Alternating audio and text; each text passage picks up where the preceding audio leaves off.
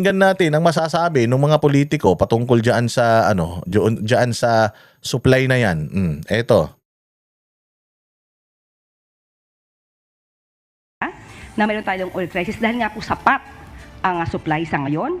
Most probably, according to Secretary Sharon, ang nagkakaroon lamang po ng issue ay tungkol sa presyo. Dahil alam naman po natin kung ano ang nangyayari. Diba gago, no? Sapat ang supply, walang krisis, pero may problema sa presyo. Di ba? Ikaw bilang abogado, bilang isang matinong tao, ako hindi man ako abogado, o hindi naman ako sobrang talino, pero naiintindihan ko yung krisis na nararamdaman natin ngayon. Kaya tanggap ko yung pagtaas ng presyo ng diesel. Ang hindi ko matanggap, yung sasabihin yung walang krisis tapos mataas. Dapat pala magalit kami, nagtataas kayo, walang krisis. Dapat pala magwelga talaga kami, dapat pala sugurin na namin yung mga opisina nyo. Walang krisis, tumaas ang presyo. Saan ka naman makakita? Tapos pinagpipilitan nyo pa. Na krisis sa Middle East. Hamon ni Kamanggagawa Party List Representative Ellie San Fernando kay Undersecretary Castro, lumabas ng opisina nito para malaman ang tunay na kalagayan ng mga ordinaryong Pilipino. Ang Malacanang na lang din anya ang hindi nakakaalam na may krisis na ng langis sa bansa. Yan, Undersecretary Claire Castro, PBBM at kayong mga nandyan sa palasyo. Kayo na lang ho ang hindi naniniwala na may krisis na nararanasan ang mga manggagawa at ordinaryong Pilipino. Dagdag pa nito, dapat naka-emergency mode na ang Marcos Jr. administration at hindi pa naiayuda ang solusyon. Dapat ho, ang attitude ninyo ay crisis mode na emergency mode. Ang maganda nyong gawin, isuspende nyo yung excise tax, yung value added tax sa mga produktong petrolyo, i-address nyo yung issue ng sahod ng mga manggagawa. Walang problema sa ayuda, pero kung ang tugon ninyo sa problema ay puro ayuda lang, napakalaki ho ng problema natin. Mismong mga manggagawa at ordinaryong Pilipino na ang nagsasabi, may krisis, may problema, dapat umaksyon na ang ating gobyerno. Maging si Navotas City Representative Toby Chanco, nagtataka rin sa naging pahayag ng palasyo. Hindi ko matanggap yun na wala pa tayo sa crisis. Ang taas na tinaas ng presyo ng langis, di ba? Pag nagpapakarga ka nga ng diesel, pataas ng pataas eh. So paano namang wala tayo sa crisis? Binatikos din ng makabayan lawmakers ang tila anya ay pagsasantabi ng PBBM administration sa kinakaharap nating sitwasyon. Kinokondena nila ang kakulangan ng Ano yung mga aso kayo yun eh. Kunyari pa kayo.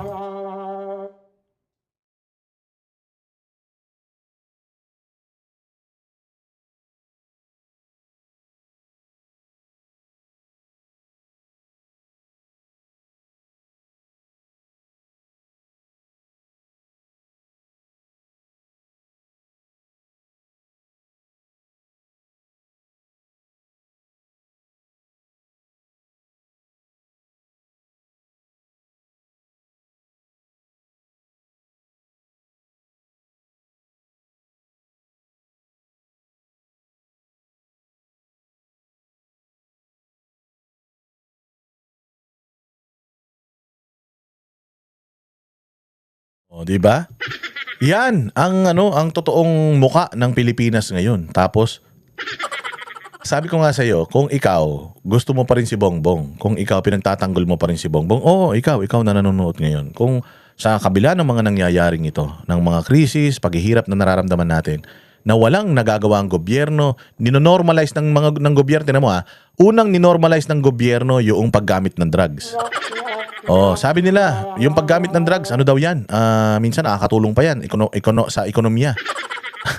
Dahil nagiging masipag yung mga tao pang overtime. Yung pari naman, sinasabi naman nung pari na na ang kita nila diyan maliitan lang. Na parang ninormalize nila yung paggamit ng droga, na parang okay lang yung paggamit ng droga. Lahat na lang nanonormalize dito, paggawa ng krimen, nanonormalize. So ngayon, yung kahirapan ng buhay, parang normal na lang. Sinasabi nila na normal pa yan. Kung ano man yung nararamdaman mo ngayon, wag mong isipin, wag kang mag-alala, wag mong isipin na hirap ka na, normal lang yan. Diba? Abnormal kayo. Yun ang totoo, mga hayop. Diba? Walang hiya kayo talaga. Ano pa? Pakinggan naman natin itong interview ni Luistro kay Corina Sanchez. Maganda rin to yung interview ni Luistro kay Corina Sanchez. Wait lang. Ayan. Ito, i-play natin. Makakausap natin ngayon House Justice Committee Chairperson Jervy Luistro. Magandang gabi po sa inyo, Congresswoman. Si Luistro mukha na rin siyang panat na kamyas, no? Oh, nangangayayat na rin to sa dami ng problema. Ikaw ba naman singilin ka ng 8 million?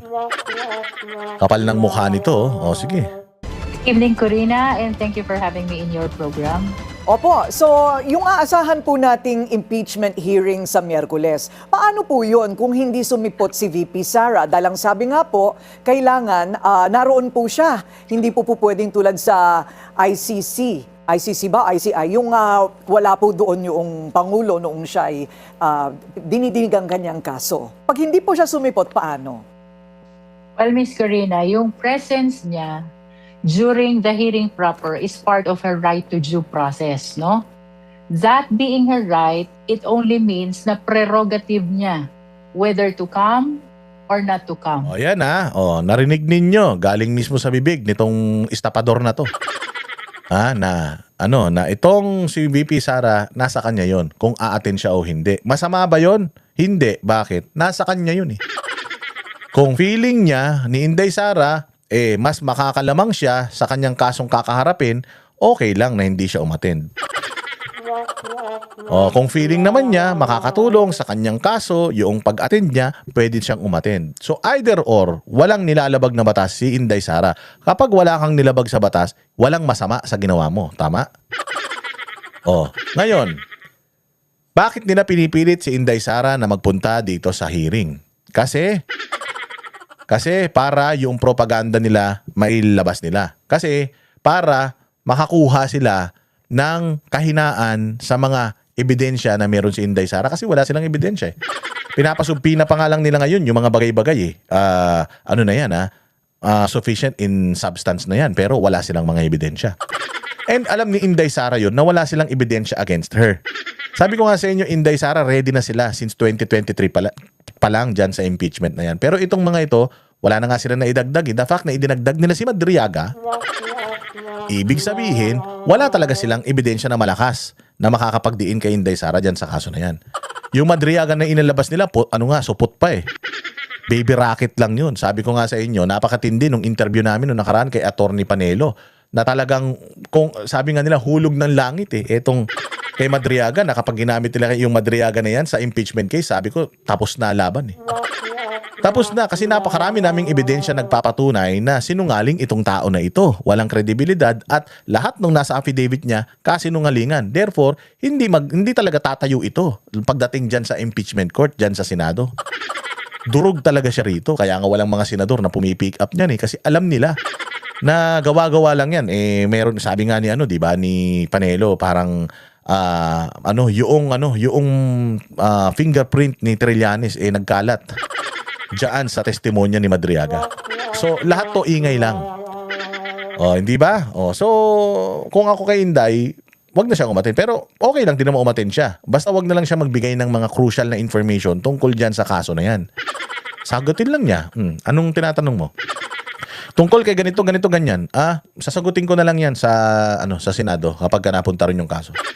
Ano masasabi mo sa ganito? Ebidensya sa ganyan. Sasagutin ko na lang yan sa Senado. Total sila naman yung tamang forum eh. Korte sila, hindi naman kayo. Dalhin nyo na yan doon. Inaantay na lang namin na mapunta yan doon. We want bloodbath. Dapat maggawin ni Inday Sara para mapahiya sila. Diba? Yung si Inday pa mismo ang maghamon sa kanila na dalhin yan dyan sa Senado. Yan ang pinakamaganda dyan eh. But of course, from the perspective ng sambayan ng Pilipino, matagal na nating hinihintay ang kasagutan ng Vice Presidente. Ulol, for the perspective ng mga Pilipino, ginamit nyo na naman yung mga Pilipino. Yan late-late na distrito mo sa Batangas. Binayaran mo pa yata yung mga boto ng mga tao dyan para manalo ka. Sino maniniwala sa'yo, abogado ka, tinago mo yung asawa mo, may kasong rape yun. Hindi ba nung may kaso yung asawa mo ng rape, hindi ba yung mga nag-akusa sa asawa mo yung naglalabas ng kanilang ebidensya na ni-rape sila ng asawa mo? Hindi naman yung asawa mo nagpakita ng ebidensya na ni-rape niya yung tao, di ba? Di ba? Ganun eh. So ito si Inday Sara, sinasabi na naman nila na ito yung gusto ng tao, matagal na sinagot ng taong bayan eh. Ni Inday Sara, yung mga request ninyo, kay Madriaga, may sagot na sila, tama? Diyan sa corruption na yan, may sagot na sila. Doon sa confidential funds, may sagot sila. Lahat naman nasagot na nila. Bingi lang kayo. Gusto niyo lang ulit-ulitin. Gusto niyo lang babuyin si Inday, hindi niyo naman kaya talagang babuyin si Inday. Sasabihin nyo na, gagamitin nyo na naman yung taong bayan. Yung taong bayan na naman ang alam na namin na walang kasalanan si Inday, huwag ka mag-alala. Kayo na lang ang naniniwala at gusto nyo na lang gamitin si Inday Sara para yung mga ibinayad sa inyo yung mga binayad sa inyo nung nakaraang Congress pa, masulit naman. Sa mga alegasyong ito. So for us in the committee, we will truly appreciate if she will come and actively participate in the hearing proper. So she has a choice pala. Oh.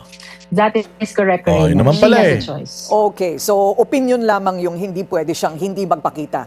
May mga nagsasabi pong tactical lang daw ng bise, yung pag-anunsyo po niya ng pagtakbo bigla, no? At napakaaga sa 2028, para salagin o pahinain itong impeachment kasi marami daw pong mga matatakot dyan po sa mababang kapulungan.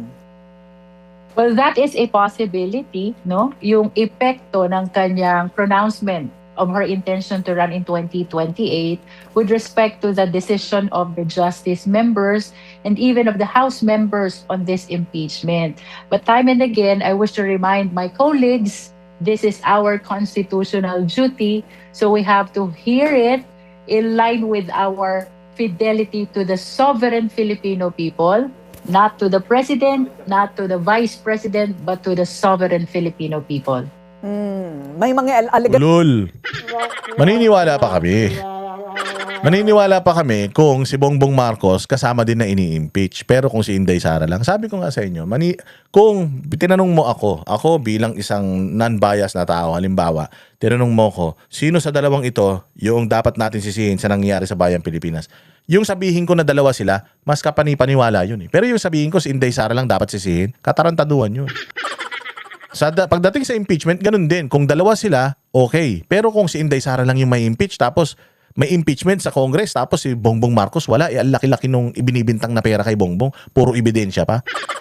Wala kang ebidensya kay Inday Sara. Kayo na nandiyan dyan. Walang ebidensya kay Inday Sara. Sino lang mga testigo ninyo? Sila Trillanes. Ang tagal-tagal nang umiiyak niyan. Hindi nga pinapansin yung ano niyan, yung mga testimonya niyan.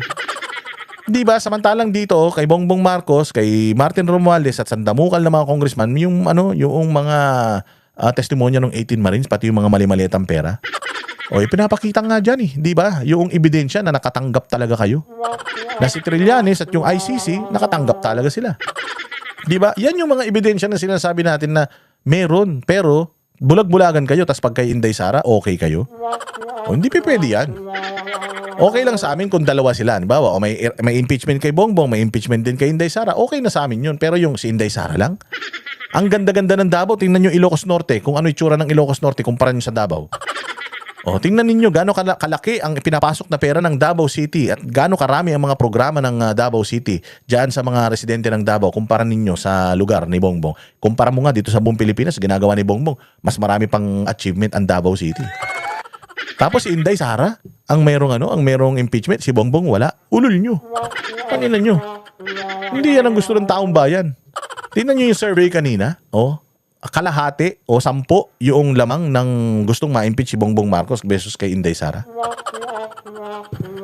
Mga tarantado ba kayo? Katulad yan, ano yung sinasabi nito ni Luis Tro? Hindi daw nasasagot ni Inday Sara. Hindi ba sabi ni Inday Sara na yung Mary Grace Piatos, kailangan itago mo talaga yung identity ng mga asset mo, ng mga informants mo. Dahil pag na-expose mo yung kanilang identity, delikado para sa kanila. Informants, insider mo nga yan eh.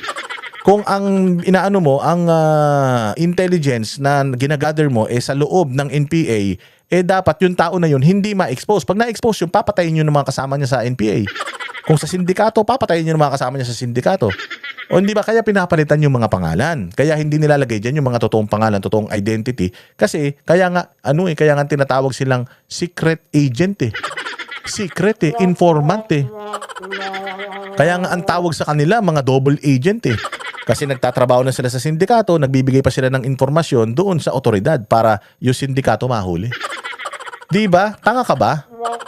Ito, tingnan ninyo. Sa PIDEA. Sa PIDEA, nagbibigay sila ng pabuya sa mga nagtuturo ng mga pusher.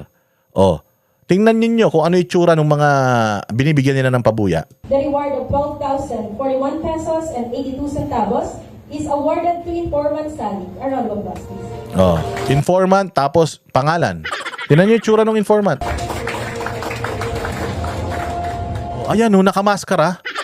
Naka-hoodie, mata lang ang nakalabas. Bakit? Kasi hindi pwedeng makilala. Same goes with Mary Grace Piatos, with whoever, Xiaomi, Xiaolong Bao.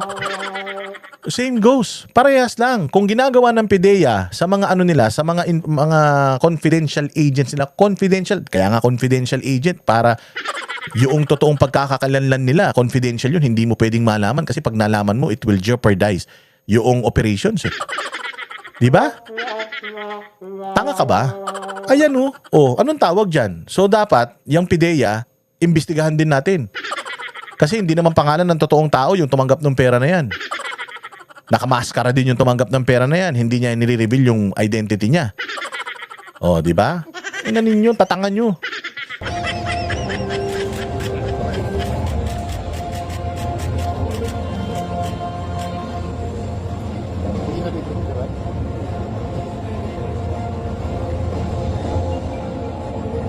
Ayun na, parang gumraduate ah. Drug Enforcement Group SOU-NCR resulted to the seizure of 2,236.47 grams of dried marijuana leaves and the arrest of a drug personality during a bypass operation at 50-C Champaka Street, Barangay Marikina Heights, Marikina City on July 8, 2025. The reward of 13,418 pesos and 82 centavos is awarded to informant J. Diba? Informant tapos first name lang. O informant tapos di mo pa alam kung totoo niyang pangalan yun. Oh, ayan, ano itsura? Di ba? Naka-maskara, naka-jacket, naka-hoodie. Kasi nga, confidential agent yan. Informant. Saan ka naman makakita ng informant? Naka-ID pa. Totoong pangalan niya yung nasa ID niya, tapos pinapakita niya pa yung mukha niya. Paano siya makakahuli, makakapagturo ng mga kasamahan niya sa sindikato? So, dyan pa lang palpak na kayo eh. O, yung sagot pa lang kay Madriaga, palpak na kayo eh. O ano pang kailangan ninyo? O yung COA? O anong ipapakita ni Inday Sara sa inyo? Meron akong unmodified opinion for 4 straight years. Wala akong kaso sa COA. Wala ang sinasabi ang COA na meron akong ninakaw na pera sa kanila o hindi kami pagkakaunawaan. Ayos lahat. Bakit ako merong kaso ng impeachment? Nasagot na yan lahat, Luis Troy.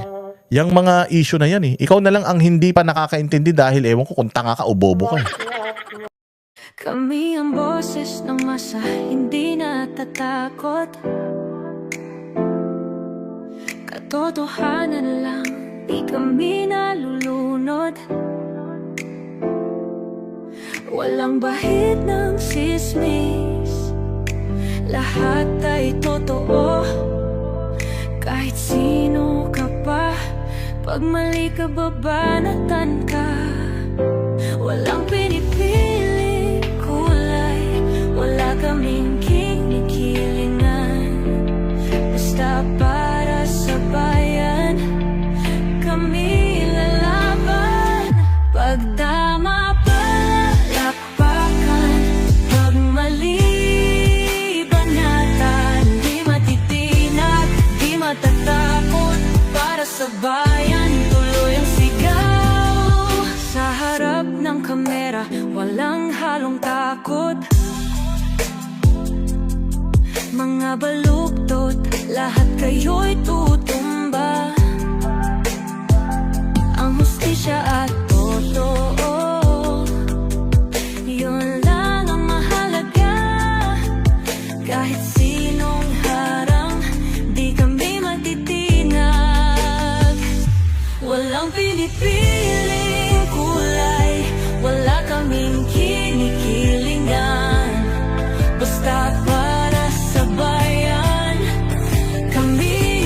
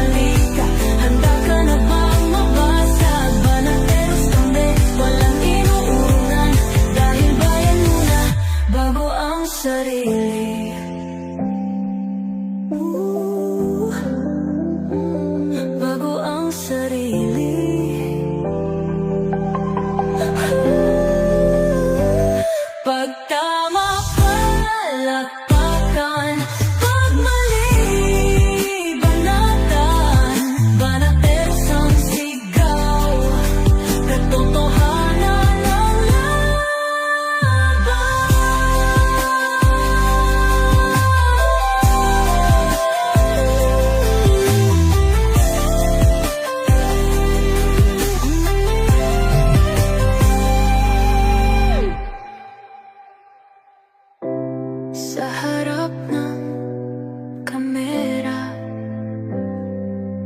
walang halong